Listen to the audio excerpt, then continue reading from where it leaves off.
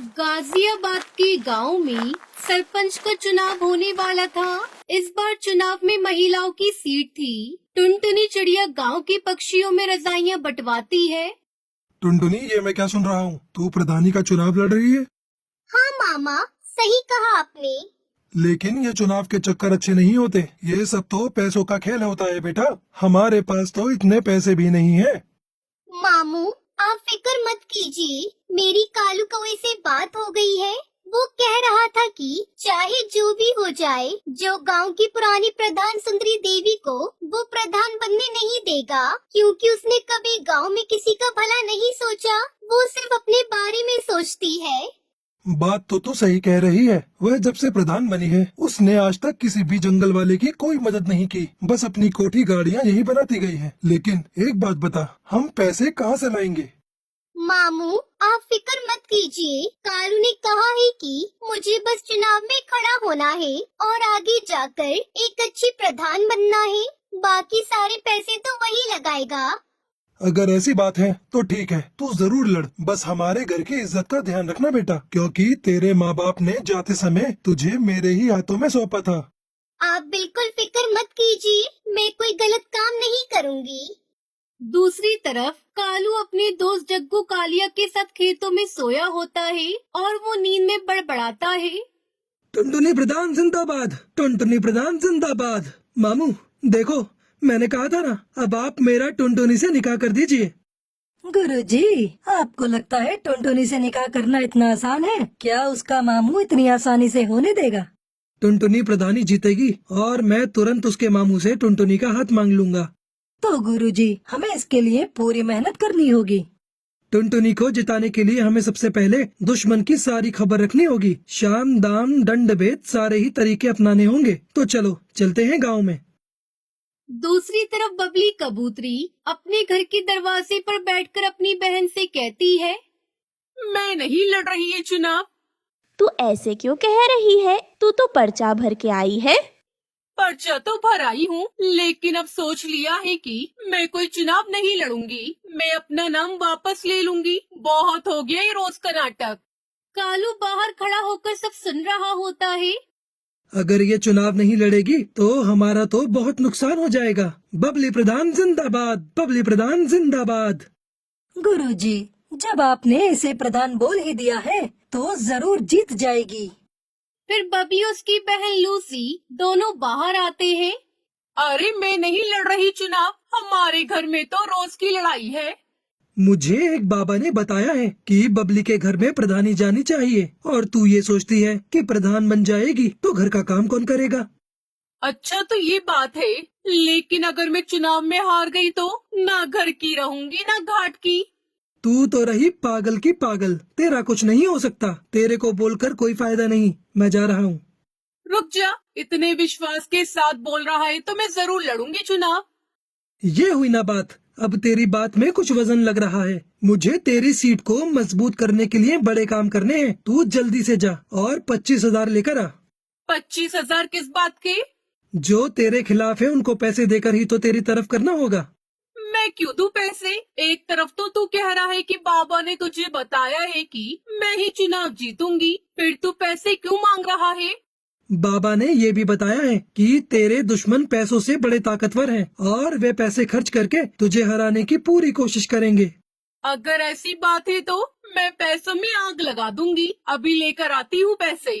बबली कबूतरी कालू को पैसे दे देती है। बबली प्रधान जिंदाबाद, जिंदाबाद, जिंदाबाद। अपने लिए 5-6 अच्छे सूट बनवा ले चुनाव के प्रचार में जाने के लिए। बाकी तेरे पोस्टर मैं बनवा दूंगा, उसके लिए पैसे अलग से दे दे मुझे। अलग से कैसे पैसे? 25,000 की जगह 30,000 दिए हैं। ठीक है, पोस्टर के खर्चे का बाद में देख लेंगे। अब मुझे बहुत काम करना है, जाने दो। बबली प्रधान जिंदाबाद, जिंदाबाद, जिंदाबाद। बबली प्रधान जिंदाबाद करते हुए वो वहाँ से आगे निकल पड़ता है। कालू पूरा माहौल बना देगा, तुझे प्रधान भी बनवा देगा। गुरुजी, कमाल हो गया। 1 मिनट में 30,000। चलो सुंदरी प्रधान के घर। सुंदरी प्रधान जिंदाबाद, जिंदाबाद, जिंदाबाद। सुंदरी प्रधान जिंदाबाद। सुंदरी प्रधान जिंदाबाद करते हुए वो दोनों सुंदरी प्रधान के घर पहुंच जाते हैं। मेरे टक्कर का इस पूरे गांव में कोई नहीं है। प्रधानी का चुनाव तो मैं ही जीतूंगी। हाँ सुंदरी प्रधान, तुम बिल्कुल ही सही कह रही हो, तुम ही जीतोगी। मैं तो स्कूल में खड़ा होकर सारे वोट तुम्हारे ही नाम पर डलवाऊंगा। मेरा बस चले तो सबको भगाकर खुद ही तुम्हारे नाम पर वोट डाल दूं। कालू तू याद रखना मुझे। इसमें याद वाली क्या बात है? मेरे दादा परदादा, इसके दादा परदादा सब हमेशा से ही तेरे साथ हैं। बस कालू तूने कह दिया तेरा साथ है तो आधा चुनाव तो मैं अभी जीत गई। अब तू एक काम कर, थोड़े कंबल ले जा और गांव में बंटवा दे। सुंदरी प्रधान, हम ऐसे ही किसी के पास नहीं जाते और किसी के साथ खड़े हो गए तो उसे जिताकर ही छोड़ेंगे। सही कहा ना जग्गू कालिया? तो बोलो सुंदरी प्रधान जिंदाबाद। बस तुम तो अपनी प्रधानी पक्की समझो। वैसे तो मुझे खुद पर पूरा विश्वास है। अब तुमने कह दिया तो विश्वास और पक्का हो गया। अरे हम जो बताने आए थे वो तो भूल ही गए। मेरे पास बबली आई थी नोटों की थैली लेकर। हमने वो पैसे नहीं लिए। जब उसको वोट ही नहीं देना है तो थैली क्यों लेना है? अच्छा किया। अगर तेरा समर्थन मिल गया कालू तो मुझे हराने वाला कोई नहीं है। तुझे समर्थन चाहिए या वोट चाहिए? बस समर्थन तो हम तेरे लिए ले ही आएंगे और जो वोट नहीं देगा उसे खिला पिला कर तेरी तरफ कर देंगे। मुझे तेरे से यही उम्मीद थी कालू। तू जिस चीज पर हाथ रख देगा वो तेरी होगी। बस एक बार मुझे चुनाव जीत जाने दे। जिस चीज की भी जरूरत हो आकर ले जाना। तेरे घर का तो मैं पानी भी नहीं पीऊंगा। तुझे वोट देने के लिए मैं तेरे से कुछ लूंगा क्या? वह तो जब मैं गांव में निकला तो 2-4 पक्षियों ने पूछा कि भाई किसे वोट डालना है, कुछ खिला पिला दो। उसके लिए मैं तेरे से पैसे लूंगा, उनको खिलाने पिलाने के लिए और तेरी तरफ करने के लिए, वरना मैं तो एक पैसा ना लूं। कालू जब तेरे जैसे लोग मेरे फेवर में है ना तो मैं ही जीतूंगी चुनाव। अरे वो हरिया तोती आई थी मेरे पास पैसे लेकर कि मैं और अपने साथ वाले वोट उसे दे दूं। मैंने तो सीधा ही मना कर दिया कि मैं नहीं लूंगा पैसे। जब वोट उसे नहीं देना तो उसके पैसे क्यों लेना? ठीक किया तूने। मैंने उसको साफ साफ कह दिया कि इतने पैसे तो सुंदरी ऐसे ही दे देगी मुझे। अब तुम एक काम करो सुंदरी प्रधान, मुझे 25,000 ला कर दो। मैं उनके लिए काजू बादाम और फलों की टोकरी उतरवाता हूँ। बस फिर देर किस बात की है, ये ले पैसे। वो सुंदरी प्रधान जिंदाबाद करते हुए वहाँ से निकल जाते हैं। दूसरी तरफ हरिया तोती के घर उसका पति तोताराम परेशान था। क्या सोच रही हो? मैं ये सोच रहा हूँ कि तू इस बार चुनाव मत लड़। क्यों न लड़ू चुनाव? मेरी बात हो गई है, सारा गांव मेरे साथ है। अरे 2 बार तो मैं भी चुनाव लड़ चुका, देख हार के बैठा हूँ। तुम हार गए लेकिन मैं तो जीतूंगी। अरे रहने दे, तू क्यों घर को बर्बाद करने पर तुली हुई है? तुम कुछ भी कहो, मैं तो लड़ूंगी चुनाव और जीतूंगी भी। तभी कालू आता है। हरिया प्रधान जिंदाबाद। देखो कालू खुद मेरी जय-जयकार करते हुए आ रहा है और ये जिसके पीछे लग गया वो तो जीत ही गया समझो। अरे तोताराम क्या बात हो गई? दुखी क्यों हो? क्या बताऊं तुझे, 2 बार चुनाव लड़ा और हार गया। अब ये चुनाव लड़ने को कह रही है, बात ही नहीं मान रही मेरी। अब हार की बात करेगा तो हारेगा ही। जीत की बात कर, जीत की। पीछे मुड़कर देखना छोड़ दे और आगे की तरफ बढ़। कौन समझाए? ये तो पुरानी बात पकड़ कर ही बैठे हैं। मैंने कहा जिसके साथ कालू हो उसकी तो जीत ही होगी। अब तुम्हें क्या बताऊं, 3 बार आ गए मेरे घर पर 30,000 40,000 लेकर। कह रहे थे कि तुम बस चुनाव जितवा दो, पैसे चाहे कितने भी लग जाएं। तूने किसी को हाँ तो नहीं करी? ऐसे कैसे हाँ कर देता? ऐसी गालियां दी, अगर तू सुनती तो तेरे कानों से खून आ जाता। बिल्कुल सही किया तूने। मैंने तो बोल दिया कि तू 30 लेकर आई है, 40 तो हरिया मुझे ऐसे ही दे देगी। इतने पैसे तो नहीं दे पाऊंगी। कितने पैसे दे पाएगी? बताओ जी। क्या बताऊं, 15,000 दे दे कालू को। ठीक है, ये तो हमारे घर की बात है। बाकी के पैसे बाद में दे देना। और एक बात बता दूं, ये पैसे मैं अपने लिए नहीं ले रहा, लोगों की खुशामद के लिए ले रहा हूँ, ताकि उनका वोट तेरे नाम पर डलवा सकूं। मुझे क्या करना है पैसों का? वोट के लिए तो हमने दारू मंगा रखी है। अरे बेवकूफ, जो दारू नहीं लेता उनके लिए कुछ और मंगवाना पड़ेगा। बस ये पैसे उनमें ही खर्च करूँगा। ठीक है, पैसे ले जा और दारू की बोतल भी ले जा और बना दे हमारे नाम का माहौल पूरे गांव में। कालू और जग्गू कालिया हरिया प्रधान जिंदाबाद करते हुए वहाँ से निकल जाते हैं। कुछ दिनों बाद बबली अपनी बहन से कहती है, मुझे बाकी किसी से डर नहीं है, सिर्फ टुनटुनी से डर है। बिना पति के इलेक्शन लड़ रही है। गांव के सारे मर्द पक्षी तो इसे ही वोट देंगे। तुम फिक्र क्यों करती हो?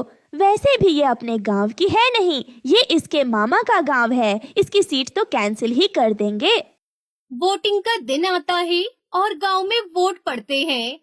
सुनो गांव वालों, हमारे अधिकारी जी ने वोटों की गिनती कर ली है। अब वह परिणाम की घोषणा करेंगे।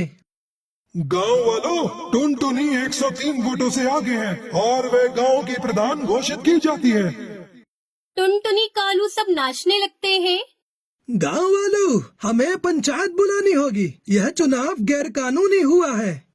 हाँ हाँ, सही कहा तोताराम ने। ये चुनाव गैर कानूनी है। टुनटुनी तो इस गांव की है ही नहीं, फिर ये चुनाव कैसे लड़ सकती है? गांव की चौपाल पर पंचायत बिठाई जाती है। गांव वालों, तोताराम का ये कहना है कि टुनटुनी इस गांव में गलत तरीके से चुनाव जीती है, क्योंकि वह इस गांव की है ही नहीं, इसलिए चुनाव दोबारा होंगे। क्यों होगा दोबारा चुनाव? मैं प्रधान बनी हूँ, मुझे जिताने वाले गांव के पक्षी ही हैं।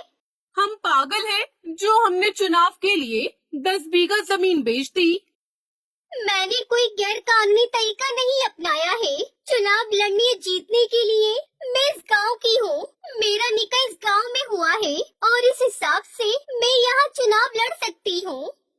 किसके साथ हुआ है तेरा निकाह? हमें भी तो बता। कालू से हुआ है मेरा निकाह, मैं झूठ नहीं बोल रही।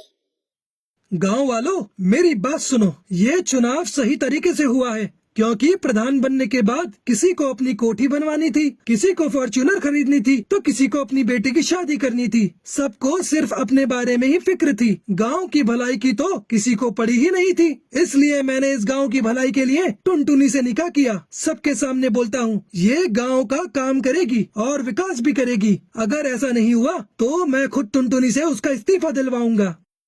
गांव वालों, मैं यहाँ पर बड़ी हुई हूँ, लेकिन मैंने हमेशा आप सबको गांव की टूटी सड़कों की वजह से परेशान होता हुआ देखा है। इस गांव में 5वीं क्लास के बाद कोई स्कूल नहीं होने की वजह से बच्चों को इतनी दूर पढ़ाई करने के लिए दूसरे गांव में उड़ता हुआ देखा है।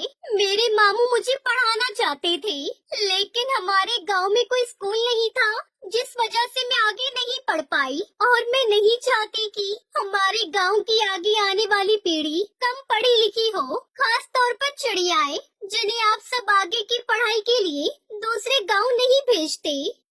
गांव के सभी पक्षी कालू और टुनटुनी के लिए ताली बजाने लगते हैं और इस तरह टुनटुनी चिड़िया जंगल के प्रधान बन जाती है और कालू की टुनटुनी से शादी हो जाती है।